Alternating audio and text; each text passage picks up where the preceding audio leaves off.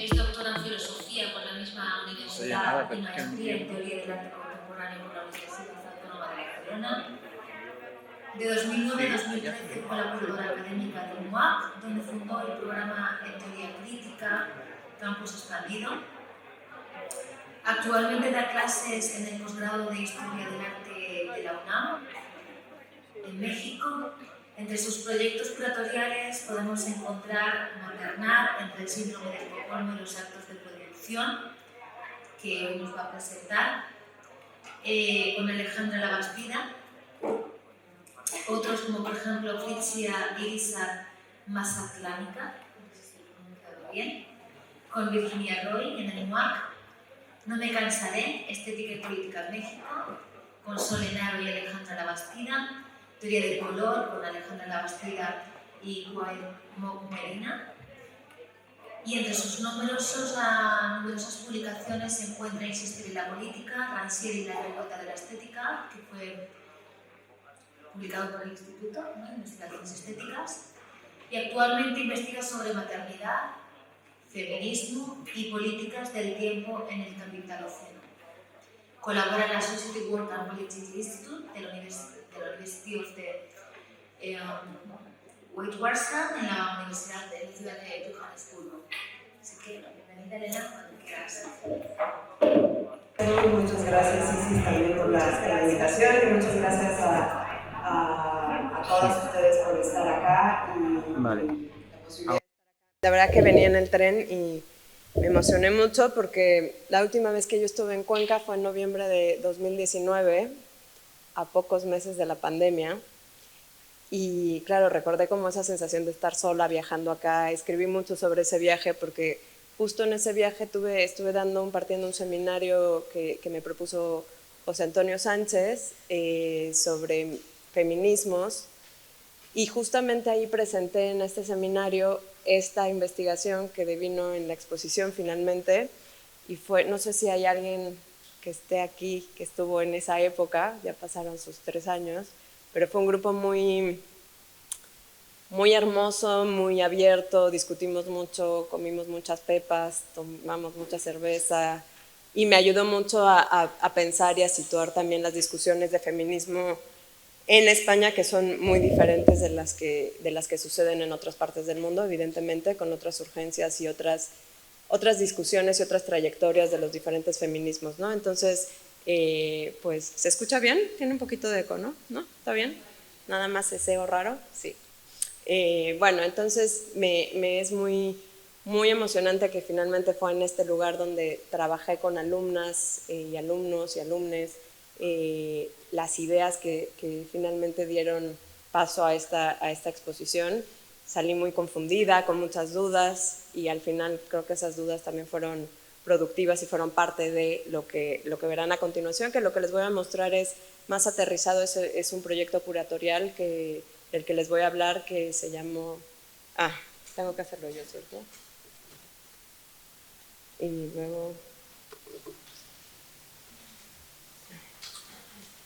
¿Cómo era para ponerle?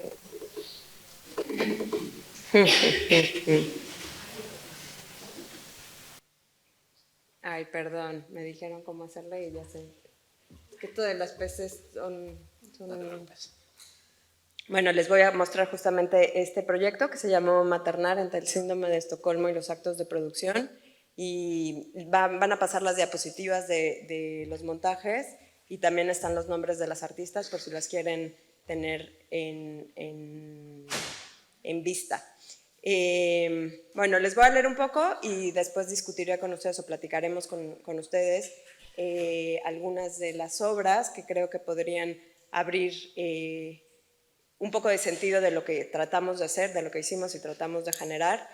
Y quisiera que en el espacio de la discusión, quizás a la tarde, podamos platicar de las decisiones que nosotras tomamos, si creen que funcionan, sino cómo son decisiones cuando uno cura una exposición. Aquí creo que le llaman comisariar, ¿no?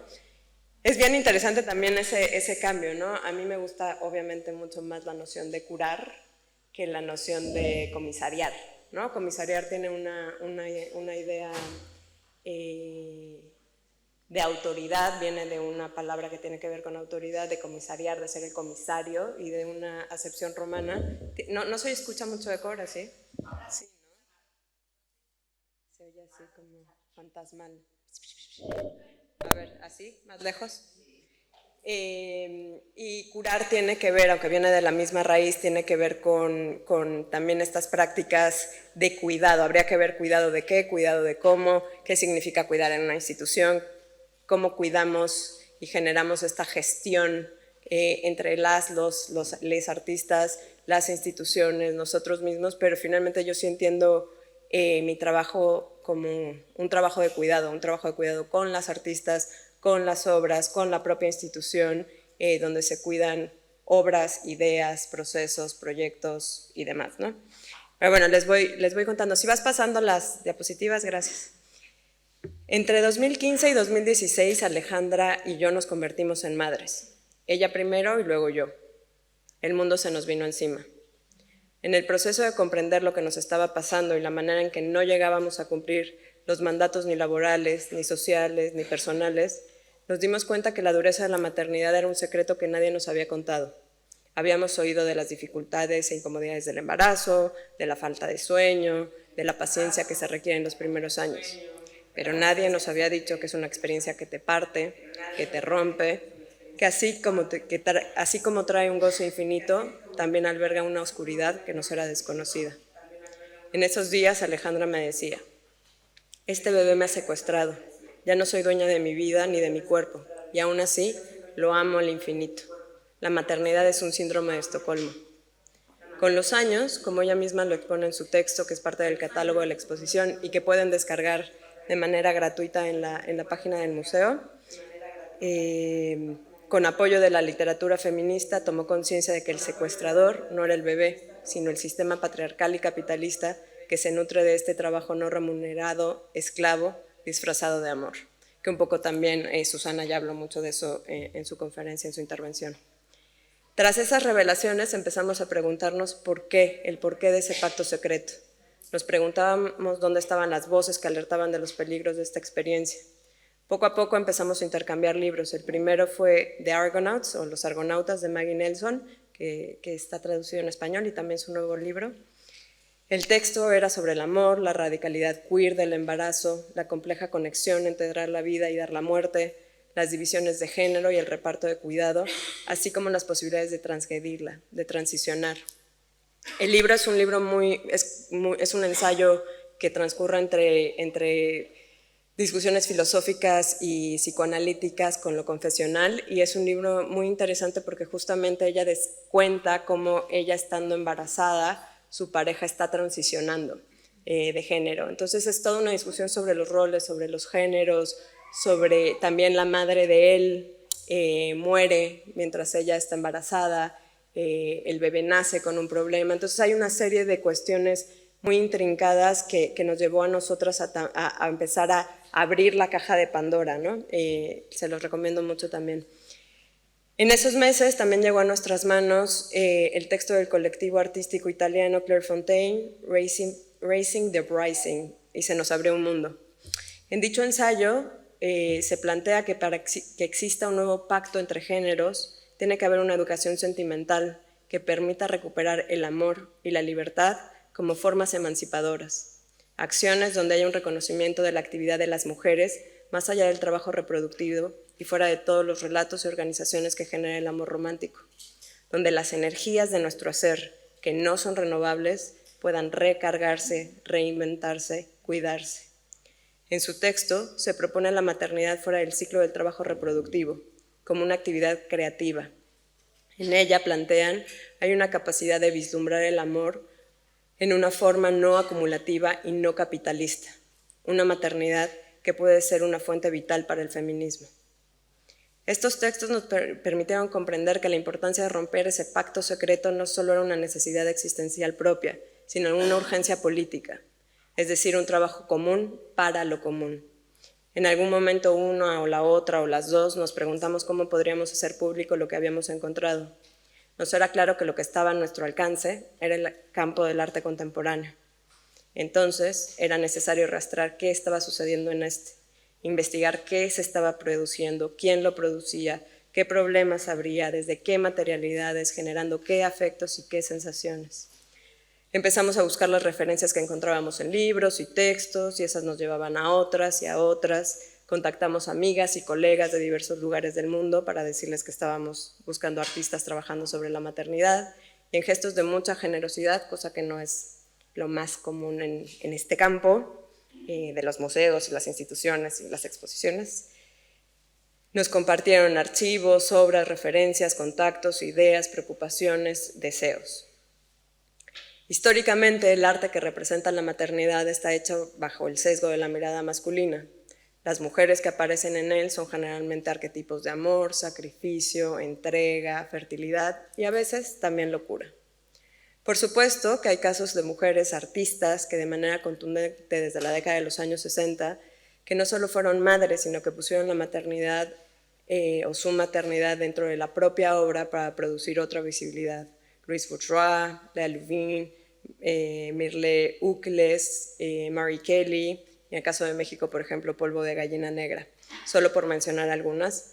Comenzaron a abrir camino de la mano del feminismo para problematizar las representaciones de lo doméstico y cuestionar las definiciones de productividad artística hecha por mujeres.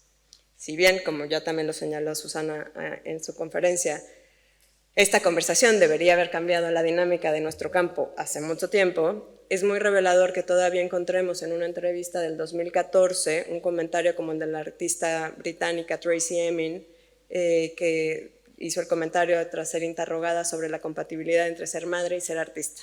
Y la cito: sí, hay buenos artistas con hijos, por supuesto que los hay, son llamados hombres. Así, dos cosas se hicieron evidentes. Por un lado, si no queríamos perpetuar el pacto del silencio sobre este síndrome de Estocolmo, no solo personal, como había especulado Alejandra, sino civilizatorio, como plantearía Claire Fontaine, deberíamos abrir espacios para compartirlo, gritarlo, discutirlo y problematizarlo colectivamente. Y por el otro, la herramienta que nosotras teníamos en nuestras manos para hacerlo era curar una exposición. Propusimos el proyecto al MUAC y el museo levantó el proyecto dando soporte institucional para poder generar una exposición crítica, desafiante, con la libertad de poner obras que no celebraban la representación de la maternidad, sino que problematizaban desde ese eje diferentes retos de nuestro tiempo. Y en eso quiero, bueno, lo van a ver o ya lo vieron, ¿no? No es una exposición sobre la maternidad y sobre generar la representación de la maternidad, sino que desde la maternidad se desatan diferentes problemáticas, ¿no?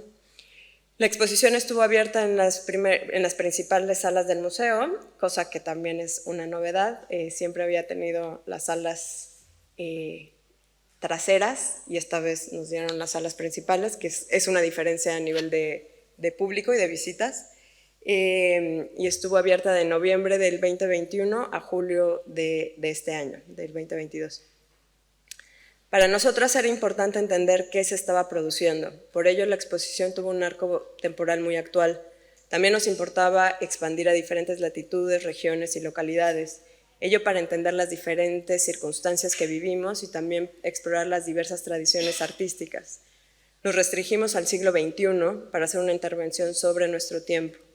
La selección se basó en obras que en sí misma abrieran una reflexión sobre distintas situaciones, las violencias del Estado, las economías de la fertilidad, las divisiones del trabajo, las enfermedades mentales, la relación entre vida y muerte, ecofeminismos. Perdón, que se nos ha ido la señal. Que yo creo que se ha ido de aquí por alguna razón. Bueno, yo sigo, ¿cierto?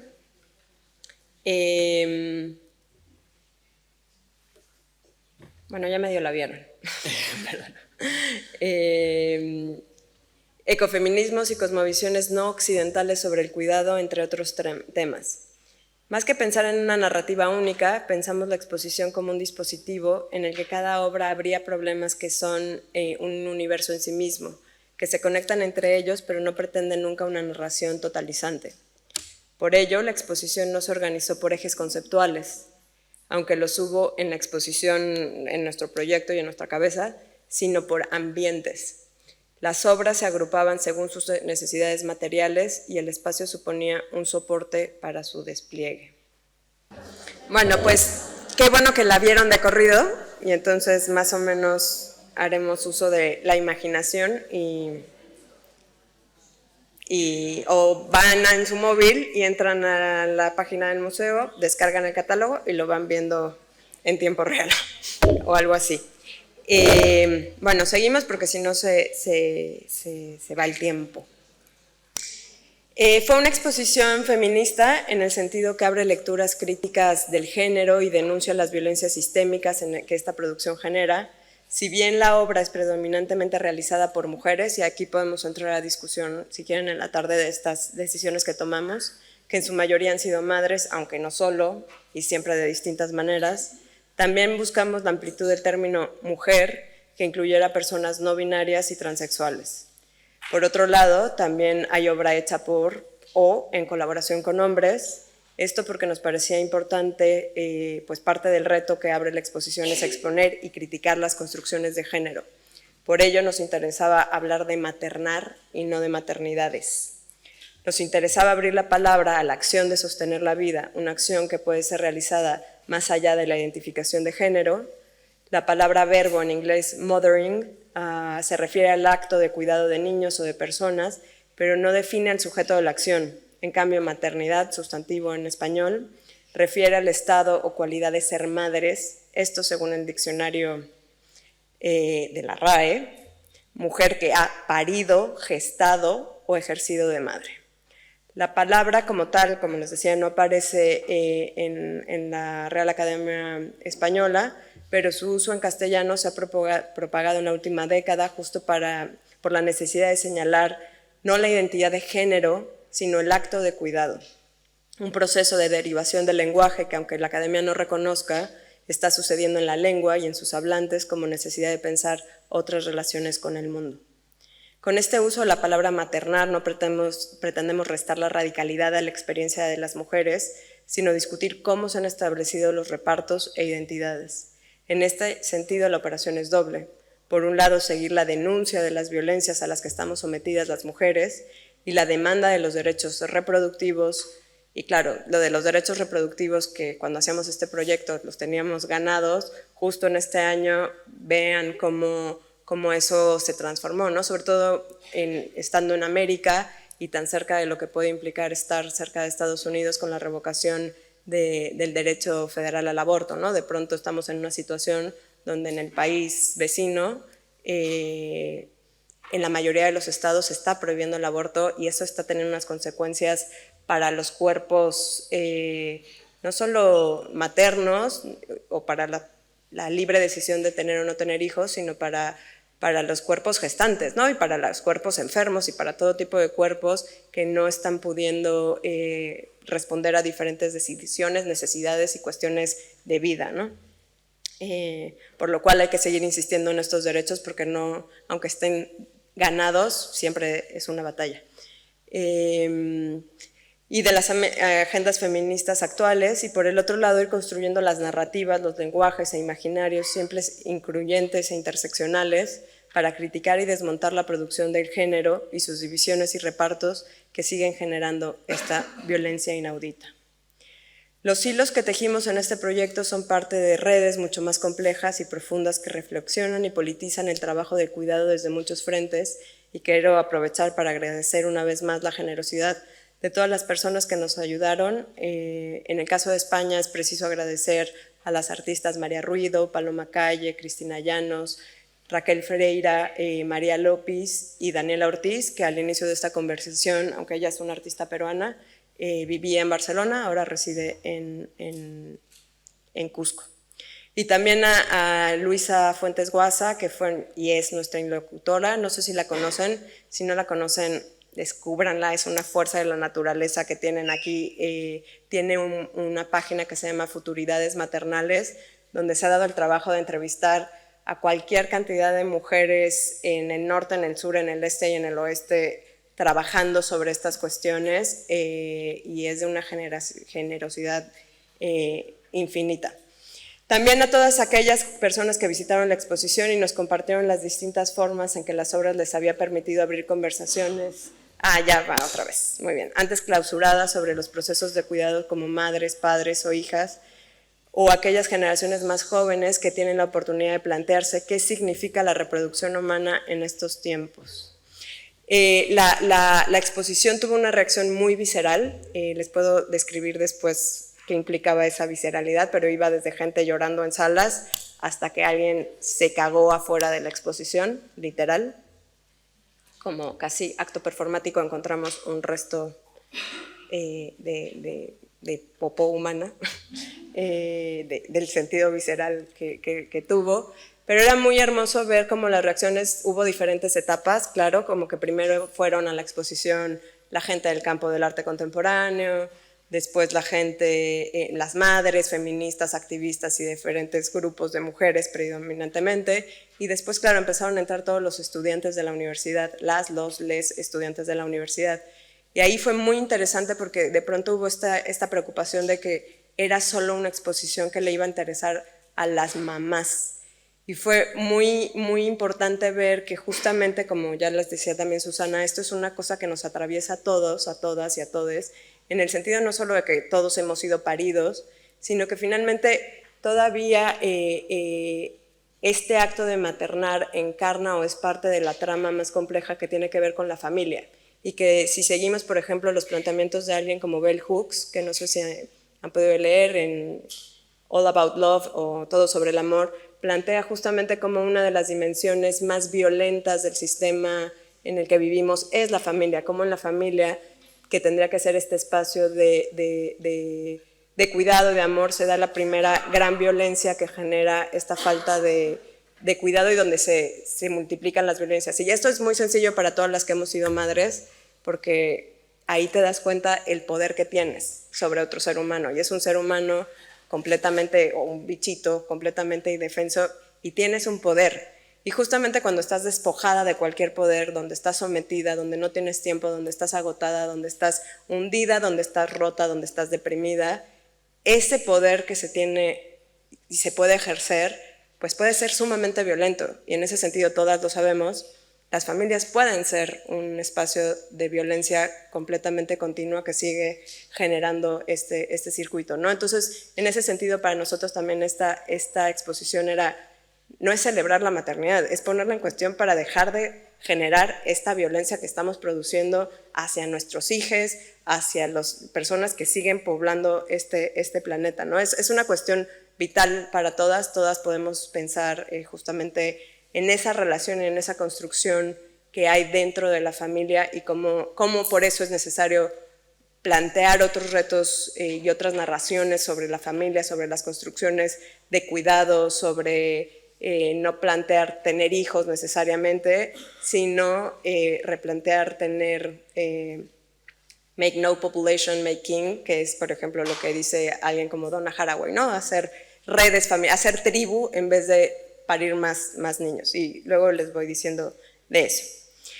La exposición estuvo compuesta por más de 47 obras y no me cansaría el espacio para recorrer y exponerlas todas, pero para ustedes que no la pudieron ver, la describiría así.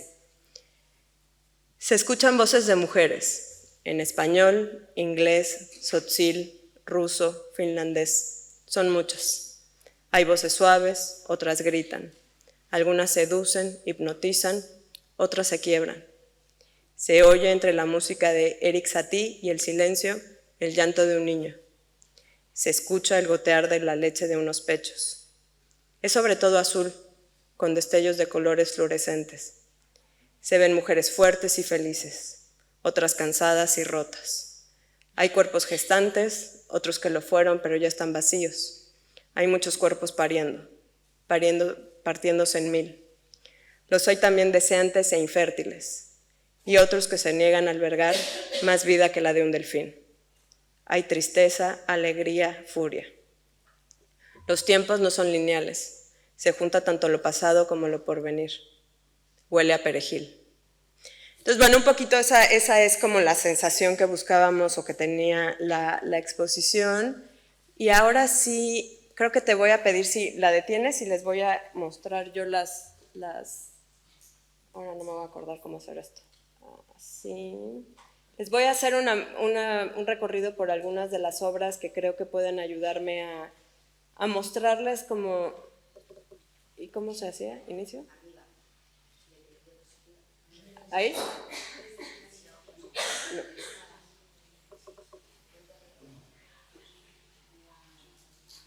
Ay, perdona.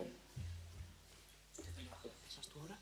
Sí. Dale a presentación y ya desde la diapositiva todo. Y de ella vas pasando la flechita. Ya de ahí ya sé los números. Si quieres que pase yo, me lo dices.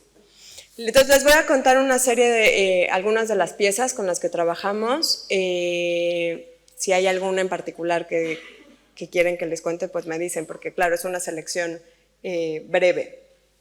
Esta quizás es uno de los ejes importantes, que es del colectivo italiano Clairefontaine, que justamente jugaba con esta frase. Ellos hacen este uso de, digamos, de la apropiación del ready-made para intervenir en el espacio público, visibilizando consignas y mensajes de los movimientos feministas.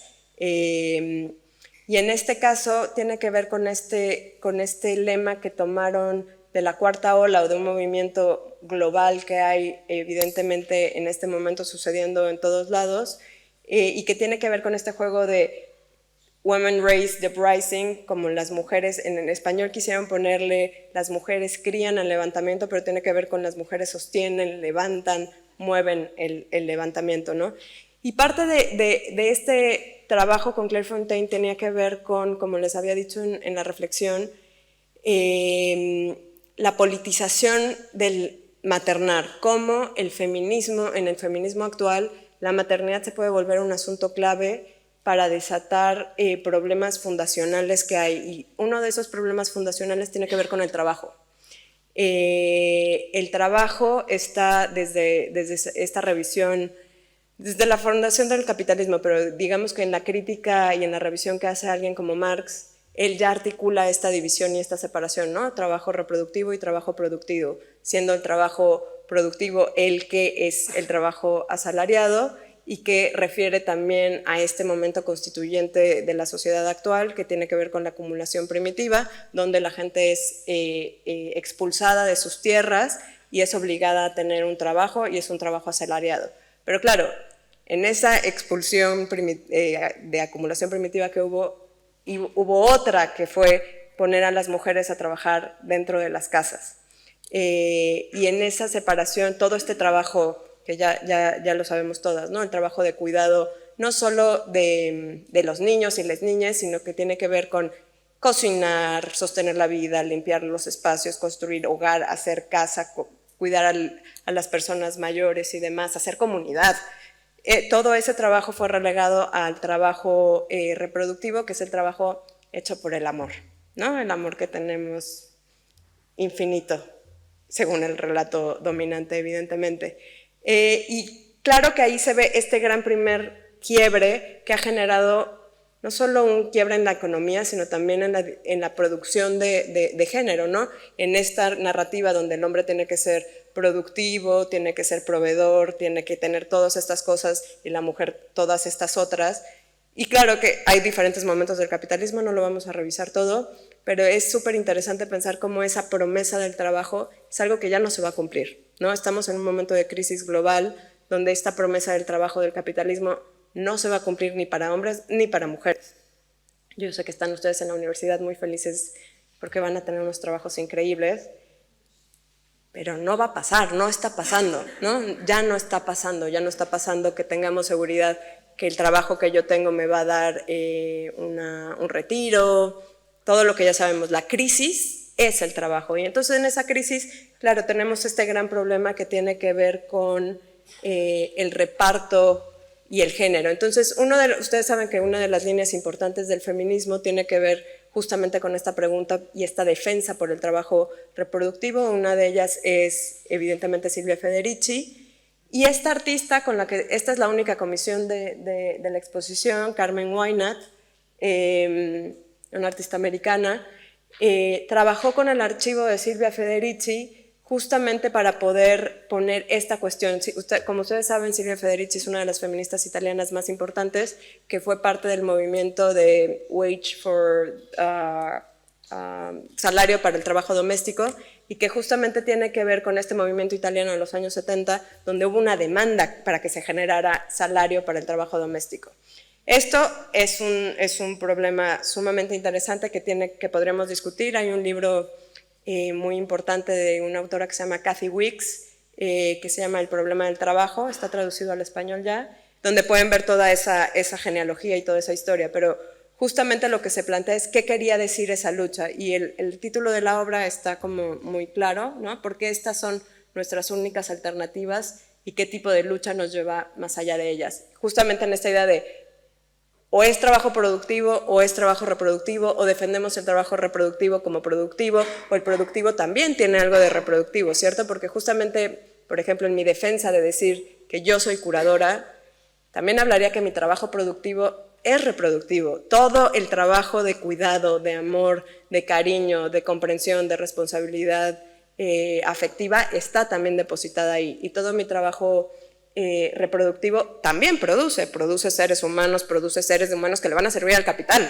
que se alimentan el capital justamente para que, como ya lo describió perfectamente Susana también antes, ¿no? Entonces, en esta intervención lo que hizo esta artista fue acceder al archivo de Silvia Federici, que está en Estados Unidos, si no me equivoco lo tiene Harvard, e intervenirlo, y esto, claro, fue producido en plena pandemia. Entonces sus hijos intervenían en una reproducción del archivo, claro, no el archivo original, sino una reproducción, y justamente era esta tensión de por qué tiene que ser esta tensión entre trabajo productivo y reproductivo, dónde estaría el asunto a resolver.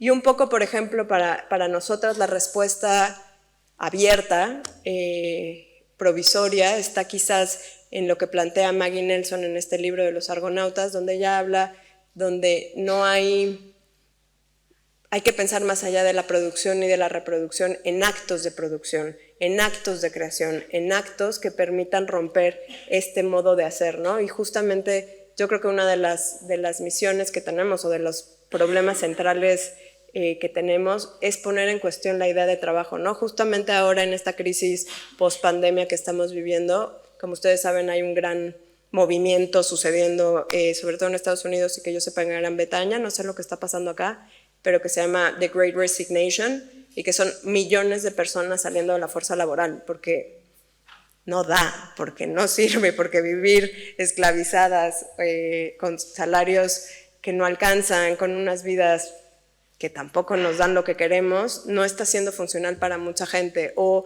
pasarnos toda la vida estudiando, trabajando, generando estas dinámicas que le sirven al patriarcado y al capital, para nada, pues también no está funcionando, y la gente está renunciando masivamente, sobre todo en Estados Unidos están renunciando masivamente a los trabajos, y bueno, habría que ver qué sucede. Las dinámicas de trabajo también en España son peculiares, me parece, podemos discutir sobre ellas, pero bueno, voy a avanzar. Si hay alguna pieza que quieren ver con mucha, pues me dicen. Les voy a platicar de esta que me parece muy importante, que se llama Factores de riesgo, de esta artista que les digo es peruana, pero residió muchísimo tiempo en España, en Barcelona, y ella hizo un trabajo muy fuerte de activismo y arte, donde denunció muchas de las estructuras racistas del Estado español, por lo cual fue perseguida y terminó regresándose a su país como se le demandaba en redes sociales.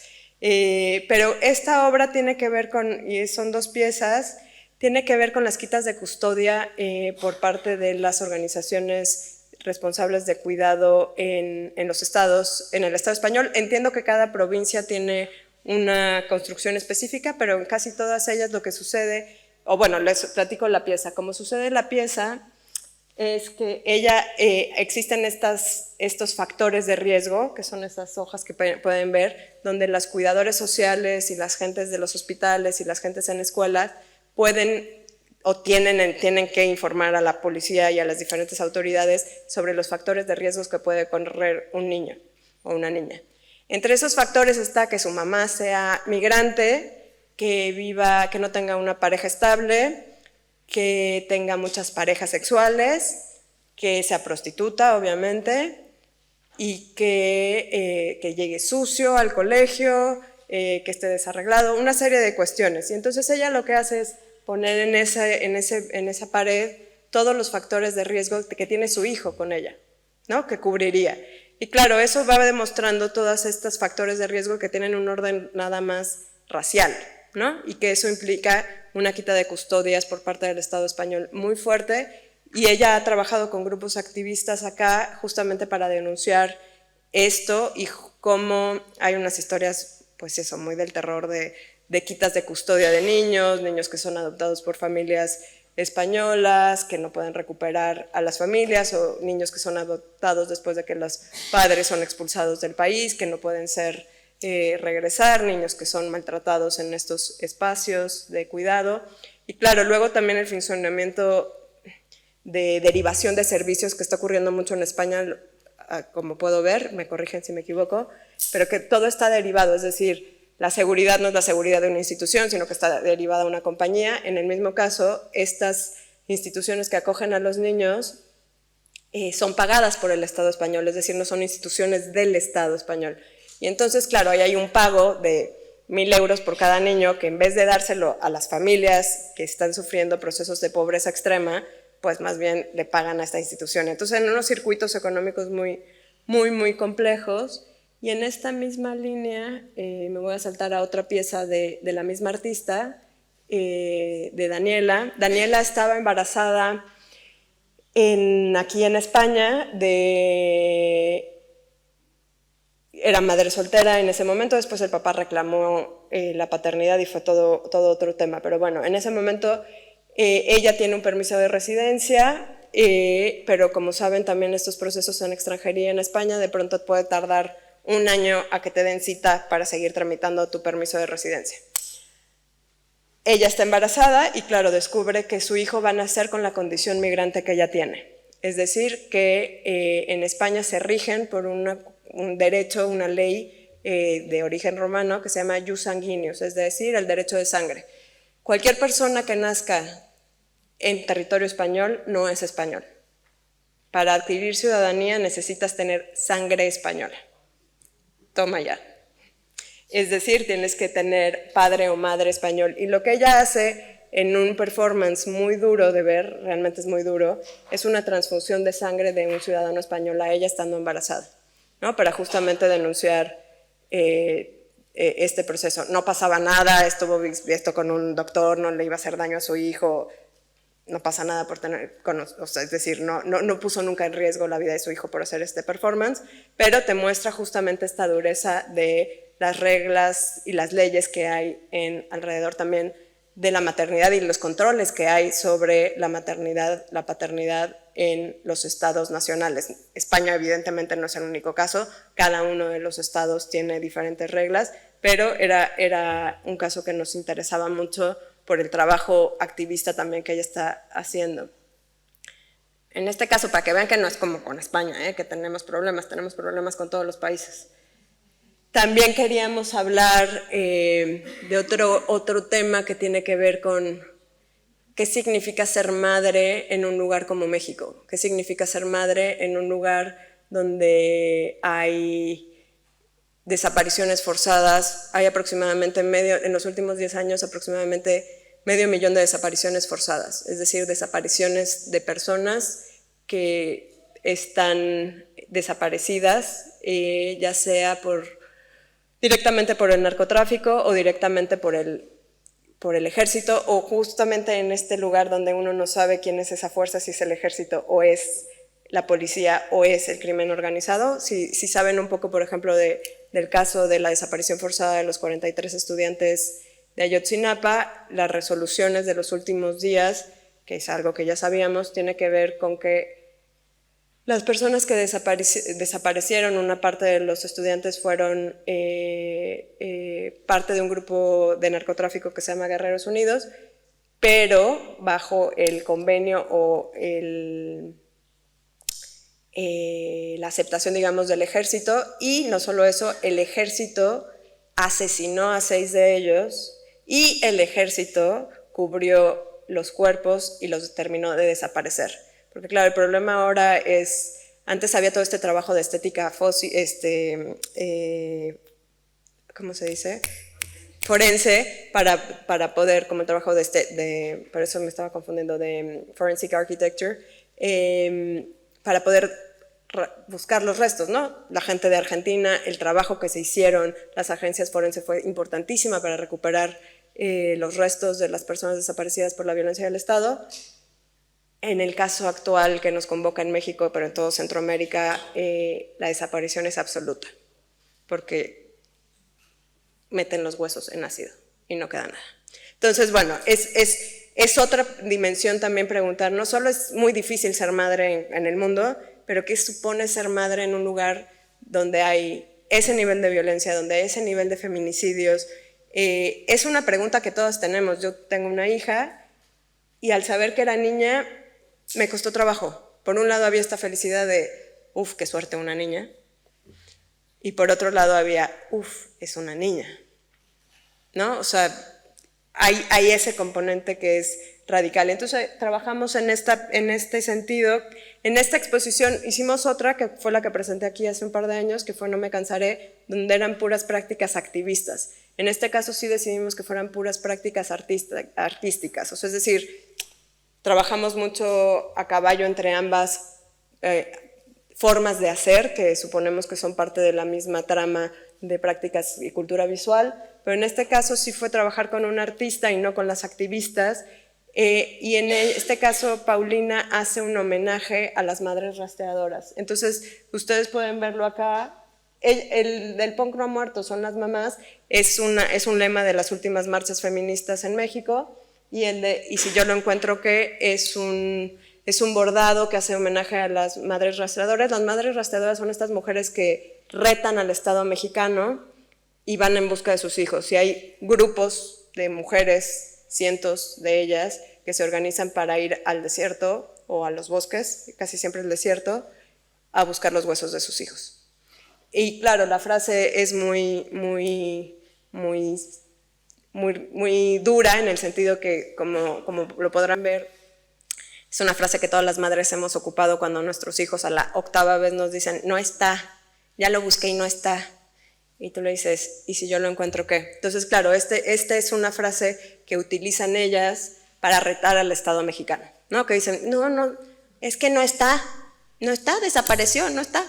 Y entonces ¿y si yo lo encuentro qué? Y es justamente también esta pregunta, ¿no? Como, ¿qué significa ser madre en un lugar que matan y desaparecen personas? No es el mismo grado de ansiedad. Entonces, imaginen cómo va escalando esto a niveles de vida. Son vidas sitiadas las que tenemos muchas de nosotras en muchos sentidos, ¿no? Otro de los casos que me gustaría compartir con ustedes, porque es una artista española que seguramente conocen, porque ya no se mueve para atrás. Bueno, vamos a hacer todo el recorrido. Es María Ruido. A ver si lo logro. Bueno, ahí lo ven y seguimos más o menos. Es María Ruido, que hizo este proyecto que se llama Mater Amatísima, Imaginarios y Discursos sobre la Maternidad en Tiempos de Cambio, del 2017, y la pueden ver en Vimeo. Yo creo que es uno de los límites, es uno de los límites de este proyecto. Como les cuento, la exposición estaba hecha, digamos, en ambientes, no era una organización solamente de ejes explicativos, sino que tenía que ver con ambientes. Entonces hicimos una sala que era de proyección, donde se estaban proyectando 3 videos de manera bastante grande, no tan grande como esto, pero algo así. Y yo creo que es la pieza más dura de la exposición, o sea, más allá de todas las historias de terror que les estoy contando, esta es todavía la más dura, porque María trabaja a partir del mito de Medea, y lo que hace es resignificar este mito, es decir, Medea es aquella que supuestamente mata a sus hijos por celos, y lo que ella hace a partir del archivo de diferentes películas, la de Pasolini, la de Lars von Trier y una más que no recuerdo de quién, es resignificar a Medea como alguien que mata a sus hijos no porque esté celosa, sino porque odia ser madre. Entonces empieza a trabajar y abordar qué pasa con estas mujeres que tienen se les ha llamado estas madres que odian ser madres, hay varios libros sobre ello, y que justamente tiene que ver con esta cuestión muy, muy clara que es muchas de nosotras amamos a nuestros hijos, hijas, pero odiamos ser madre, odiamos todo lo que tiene que ver con estas formas, estos roles, estas designaciones, estas cosas ya establecidas de cómo hay que cuidar, por qué hay que cuidar, qué formas hay de hacerlo y de no hacerlo. Y entonces ella explora estas mujeres que odian ser madres y todo lo que hay alrededor de ella, tensándolo con un caso muy fuerte de acá también de España, si no me equivoco fue en el País Vasco, donde una familia mata a su hija, Asunta, fue un caso como del 2007, ¿cierto? Galicia, donde matan a la niña, una niña adoptada, una niña china que cuidan muchos años y a los 14 años la matan. Y claro, en este caso el trabajo de María tensa esto también como de una manera muy, muy compleja porque evidentemente no están defendiendo que los padres asesinen a los niños, sino qué es lo que lleva a alguien a querer adoptar un hijo para después no poderse hacer cargo de esta responsabilidad, ¿no? Esa es la pregunta que está ahí y que tiene que ver con el infanticidio, tiene que ver con la locura que se desata, la imposibilidad del cuidado que puede llevar a los grados del infanticidio, ¿no? De matar a los hijos porque es brutal, o sea, lo que puede suponer es brutal, pero también, ¿qué es lo que impone en la sociedad para que alguien tenga un hijo que no quiere? También la pregunta aquí tiene que ver, ¿por qué seguimos teniendo hijos? ¿Por qué si no queremos tener hijos? ¿Por qué si no queremos ese destino, seguimos cumpliendo ese destino y mandato social obligado y demás? También en la exposición había como otro tipo de narraciones que tenían que ver mucho más con, no crean que todo era la cajita del terror, tenía que ver con cuestiones que tenían que ver mucho más con cierta ternura radical. Por ejemplo, este es el trabajo de Maruch Méndez, una artista tzotzil, que habla en un registro pictórico que a mí me parece súper interesante porque es una pintura indígena que está, ella se asume como artista contemporánea, que está equilibrando evidentemente el cuadro desde otras formas temporales y narrativas, y ella está contando la historia de su familia, que es como le dieron 5 niños de la comunidad a que los cuidara, y eso para ella es ser madre, es decir, no son adoptados bajo las formas legales que nosotros conocemos, sino que son comunidad se los dio para que los cuidara y viven, y su padre se ahogó en el río, y se comieron unas gallinas, y va contando como la vida que tenían. Y hay otras como formas de contar estos relatos de mucho amor. Esto es una pieza de Ana Gallardo, una artista española que vive, bueno, española-argentina, más argentina que española, pero va a estar ahora en el centro, va a estar ahora en una exposición, y que tiene que ver también con el uso de diferentes recursos domésticos también para el aborto, para producirse abortos, ¿no? Entonces, también es esta denuncia de la necesidad de generar estos derechos reproductivos por la violencia que supone en nuestros cuerpos tenerlos que hacer clandestinamente, ¿no? ¿Cómo vamos de tiempo? Entonces tenemos para muchas piezas todavía. Por ejemplo, esta es una pieza que a mí me gusta mucho, que es Tarot para el fin del mundo, que es una artista mexicana muy joven, que lo que ella hizo ante unas estructuras de violencia muy fuertes en las que ella tuvo sus hijos, incluyendo violación, quita de custodias y demás, lo que decide es en algún momento parar esa narrativa y también decir, les voy a regalar un nuevo mundo a mis hijos, y lo que les regaló fue este tarot para un nuevo mundo, y es un espacio lúdico, hermoso, lleno de fosforescente, que justamente se podía visitar en este sentido. Entonces, les voy a poner la última, hay muchísimas piezas, hay unas muy duras, esta tiene que ver con las esterilizaciones forzadas en el Perú a las mujeres indígenas o de comunidades rurales. También están obras mucho más en el orden de la crítica institucional, por ejemplo la obra de Núria Güell, que me imagino que la conocen, una artista catalana, que ella insiste en hacer crítica institucional desde los museos, desde los espacios museísticos. Y entonces ella hizo una pieza que es Afrodita, perdón, que es muy interesante, en la que hizo un acuerdo con un museo acá en España para que el contrato que le dieran la cubriera por su baja de maternidad. Y ella intentó todo ese proceso, esa es la exposición, todo el proceso, que esto sentara, digamos, bases para la ley, para que cualquier otra mujer pudiera tener ese tipo de contratos temporales que luego supusieran el pago por la baja de maternidad. Al final el museo logró escaquearse y no sentar ninguna ley, se la pagó a ella, pero no quedó asentado como ley. Y entonces ella muestra todo eso, y su exposición es mostrar justamente cómo las instituciones no terminan de hacerse cargo de todos estos procesos. Y luego hizo una reversión de esta pieza, una segunda parte, donde durante la pandemia un festival de cuidados, porque claro, todos estamos hablando de los cuidados y cómo hay que cuidarnos y tal, entonces le pidieron una nueva producción, la invitaron, ella dijo sí, claro, le pagaban 500 euros o algo así, y claro, le dijeron no, pero es que tiene que ser una pieza nueva. O sea, ya, pero estoy en medio pandemia, acabo de parir un bebé, ¿cómo te hago una pieza nueva? Es que tiene que ser nueva, si no, no te podemos pagar. Y claro, lo que ella hizo fue tomar una fotografía de ella jugando con su hijo, y fue, esta es tu nueva producción, esto es lo que yo estoy haciendo en términos de cuidado. Entonces, también muchas de las investigaciones, o una de las líneas que mostramos, tenía que ver con trabajo de artistas cuestionando la propia institución artística, es decir, crítica institucional, como Leinka Clayton, que lo que ella hizo fue la primera residencia para madres, para mujeres madres, porque ustedes, bueno, como artistas saben que uno de los puntos centrales desde los cuales se articula la carrera artística tiene que ver con el sistema de residencias.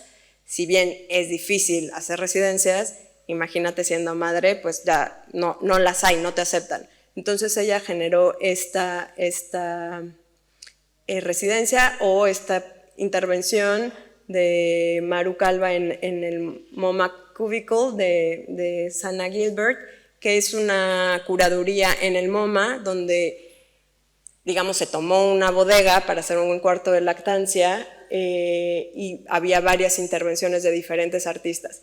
Esta de intervención que hicimos para el MOAC, que era un QR para poder escuchar música, pero claro, al final nosotros no pudimos poner un cuarto de lactancia, justamente por todo el tema de la pandemia. En México es mucho más fuerte que acá, o hasta hace muy poco era más fuerte en términos no solo de contagios, sino también, bueno, acá al inicio fue muy duro, pero en términos de prohibiciones institucionales en la universidad. Por ejemplo, no podíamos estar en espacios cerrados, todavía la gente tiene que estar con cubrebocas en este tipo de dinámicas y demás, entonces no pudimos hacer el cuarto de lactancia, viendo también esas distancias que hay con la institución, ¿no? Y por último quería contarles como de esta pieza, que creo que es muy importante, de Ai Hasegawa, que se llama Quiero dar a luz a un delfín, que digamos que era la pieza que cerraba toda la exposición y habría también un punto de fuga. Si bien en todo el relato y en todo el proyecto no hay una defensa de la maternidad, con esta pieza es todavía más contundente que lo que nosotros queríamos traer era un cuestionamiento y un preguntarnos sobre la maternidad. Esta pieza abre a una crítica ecofeminista, donde también lo que se cuestiona es este ciclo de reproducción, y donde esta artista lo que plantea en una ficción, obviamente, es que ella da a luz a un delfín. Y ella hace esta gráfica que pueden ver ustedes de, ¿quieres tener un hijo? ¿Qué tanto quieres estar embarazada? No, pues mucho.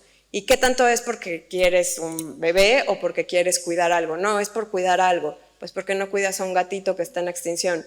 O mejor aún, pare un atún que nos vamos a poder comer después, si queremos sostener la vida. Y claro, suena muy exagerado, pero finalmente, si queremos sostener la vida en el planeta, no da. Si seguimos reproduciéndonos biológicamente al nivel y bajo la estructura y la dinámica de la familia capitalista, que es papá, mamá, o mamá, mamá, papá, papá, pero todavía bajo este esquema, incluso las parejas del mismo sexo no han logrado romper esos esquemas de papá, mamá, hijito, rompiendo además con tradiciones familiares de clan o de otras dinámicas que han existido recientemente en el mundo o en un arco no tan lejano, ¿no? O sea, pensemos en las dinámicas de familias en el campo, acá mismo en Europa o en América Latina, o propio en Estados Unidos había otras dinámicas de familia. Esta familia mamá, papá, hijo es muy fordista, ¿no? Es de la estructura del capitalismo fordista y ya se ha visto que no da, o sea, no da para que todos nosotros tengamos un bebé, ¿no? Papá, mamá y un bebé y esto al infinito, o dos,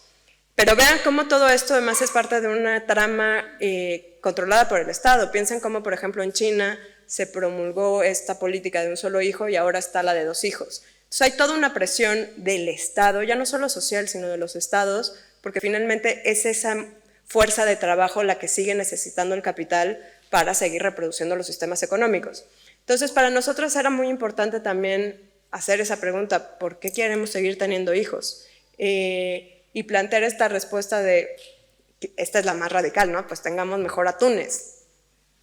Y veamos, pero más allá de eso también tiene que ver con, bueno, ¿y qué tal que generamos otras formas de familia? ¿Qué tal que nos juntamos nosotras 4 y tenemos un bebé? De hecho, ya, por ejemplo, en lugares de Estados Unidos se permite legalmente registrar a un recién nacido con 3 personas. Ya no solo tiene que ser mamá, papá, puede ser haber una o un tercero que tiene los mismos derechos y obligaciones. Entonces, claro, tiene que ver con construir otras formas de cuidado, construir otras formas de organización que permitan sostener la vida. Digo, eso está muy claro en el texto de Donna Haraway, de no tener bebés, sino crear kin, que es como tribu o algo así. Y que tiene que ver con estas dinámicas que para nosotros pueden ser vitales hoy día, ¿no? De cómo repensar todo esta estructura y dinámica social donde podamos encontrar formas de politizar la vida, de romper el género, de destruir por completo estas dinámicas que estructuran la vida misma en las formas del trabajo, ¿no? Porque un poco eso es lo que les contaba, nos parece a nosotros que toda esta trama que ha armado el capitalismo, que se derivan en formas de racialización, formas de división de género, están bajo esta trama de explotación natural, evidentemente, pero también de trabajo. O sea, pensemos lo que ha supuesto el trabajo para los últimos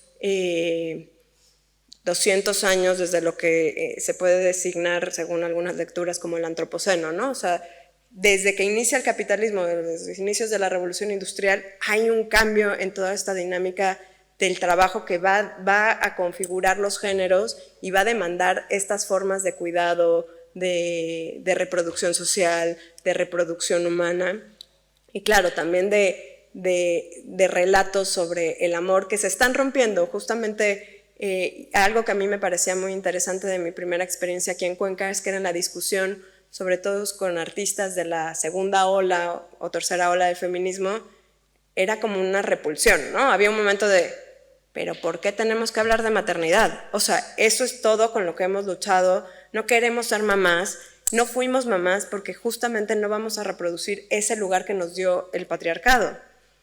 Y claro, para nosotras ha sido importante encontrar cómo también desde la maternidad puede haber una dinámica, puede haber una crítica importantísima para politizar el feminismo, cierto feminismo que no implica hacer una oda a la maternidad, sino al contrario, dinamizar y dinamitar, si poner una bomba ahí adentro para poder generar otro tipo de configuraciones y de relatos donde el feminismo es la manera de politizar y de generar movimientos y transformaciones políticas, ¿no? No se trata simplemente de exigir nuestros derechos y demás, es que tenemos que ir transformando las formas de organización que tienen que ver con esto, y en ese sentido a nosotros nos parece que el arte lo está haciendo de una manera radical. Algo que, por ejemplo, también les podríamos contar o les puedo contar es que cuando empezamos a hacer la exposición o esta idea, dijimos, no, bueno, va a ser una exposición chiquita, es un proyectito, y encontramos